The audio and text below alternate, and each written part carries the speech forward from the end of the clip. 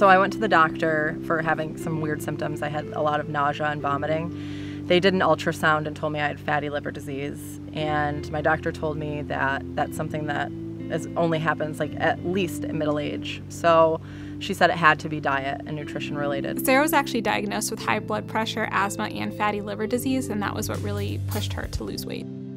I read a book called The China Study, and it talked about the merits of a plant-based diet and how it relates to various diseases, particularly the most prevalent American diseases like cardiovascular disease, diabetes, stroke, and cancer.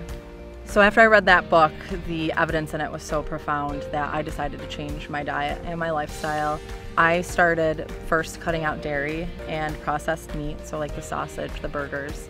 And from there, I started incorporating more beans, legumes, fruits, vegetables, whole grains, and I would experiment with cooking. So now we can cut the quesadillas. I lost the majority of my weight the first year. So once I started adding in some endurance exercises like running, and then also with the weights that my trainer was teaching me, that's when I really started to lose more of the weight. Exercise was something that Sarah always dreaded. She put it off for a year into her weight loss, and her biggest milestone for her was actually running for a full minute on the treadmill without stopping.